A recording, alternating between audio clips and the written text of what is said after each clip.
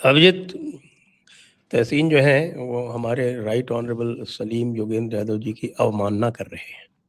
आपका इसके बारे में क्या कहना है? कंटेम्प्ट। पहले तो मेरे को कंटेम्प्ट ऑफ योया। इसमें तहसीन ने कौन से बड़े कद्दू पे तीर मार दी। अभी मेरे को ये हैरानी होगी अगर आपने किसी को ढूंढा जो योगेंद्र यादव जी का मानना करता है। अवमानना करना तो नेचुरल स्टेट है भाई। कोई मेरे को ऐसे चमत्कारी लौंडा ढूंढ के दिखाओ जो उनकी मानना करता है। नंबर 1। तो beat Congress, beat BJP, beat RSS, beat I don't know CPIM, beat students, वो क्या students Islamic Movement of India, I am yet to anyone who likes mister Yogendra Yadav. So ये नंबर 1 है। दूसरा आपने क्या पूछा था इसी प्रश्न में? कि भाई उनका इतना बड़ा फिलॉसफी है और बाय ऑल अकाउंट्स कांग्रेस उनको सपोर्ट कर रही है। वो कह रहे हैं भाई पहले अब उन्होंने धर्मेंद्र को लिया है, अब वो नरेंद्र को लेंगे। सुप्रिया श्रीनेत का ट्वीट देखा नहीं क्या आपने आज? योगेंद्र यादव जी ऐसे हैं जो खुद अपने हाथ से कुछ तो बना सकते हैं नहीं, तो वो उस टाइप के चिपकू हैं। वो हर इसमें एक चिपकू होता है ना, एक चिपकू आंटी, चिपकू अंकल, जो हर पार्टी में you don't want to hang around them but they want to hang around you. It's like that. वो जहां भी कोई भी कुछ शुरू करता है ना उसमें चिपक जाते हैं ताकि उनको कुछ मिले। उनको कुछ मिलता तो है नहीं। वो ऐसे दिखा रहे थे कि वो बहुत इन्वॉल्व्ड हैं इन लोगों के साथ, पर जब इन सीजेपी लोगों को उनका विजय मिला तो किसी ने भी योगेंद्र यादव को आपने कल मंच पे देखा था? कल या परसों मंच पे देखा था? नहीं। तो बेचा योया का उतना भी सम्मान नहीं करते हैं। सो योगेंद्र यादव इज इररेलेवेंट। इसमें प्रॉब्लम क्या है, मैंने आपको भेजा भी था व्हाट्सएप पे कल सीजेपी का ये ट्वीट और सौरव दास का टिप्पणी। उसने क्या बोला था, ये तो ट्रेलर थी, पिक्चर अभी बाकी है। एग्जैक्ट। और सीजेपी ने क्या बोला था, अब हम पूरे देश में हम ये शुरू करने वाले हैं, except in Punjab and Karnataka of course. तो यही है जो मोहम्मद जुबैर है in terms of fact checking, वो सीजेपी है इन टर्म्स ऑफ जुलूसबाजी एंड राइट्स को क्या कहते हैं हिंदी में? दंगा फसाद। दंगे। यस, हाँ। सो दे आर दंगाबाज। See, this is where I disagree little bit with Abhijit.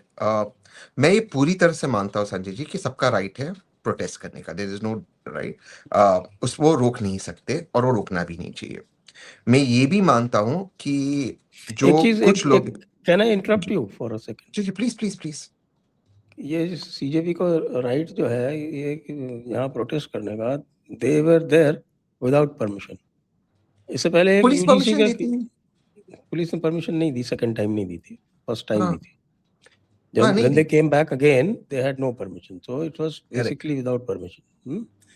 फिर उसके बाद एक यूजीसी का एक वो हुआ था, आपने ध्यान है, उनकी परमिशन थी, टेकन परमिशन 2 महीने पहले परमिशन लेके, और जिस दिन उनका रैली था उसके एक दिन पहले उसको कैंसिल कर दिया, लोगों की पिटाई की, और जो लोग जाने वाले थे स्पीकर्स इंक्लूडिंग अजीत भारती, उनको हाउस अरेस्ट कर दिया। तो वही वाली बात जो शुरू में कही थी कि भाई जो इनके सपोर्टर्स हैं उनको तो ये इस तरह से ट्रीट करते। या मैं उसी पे आ रहा था।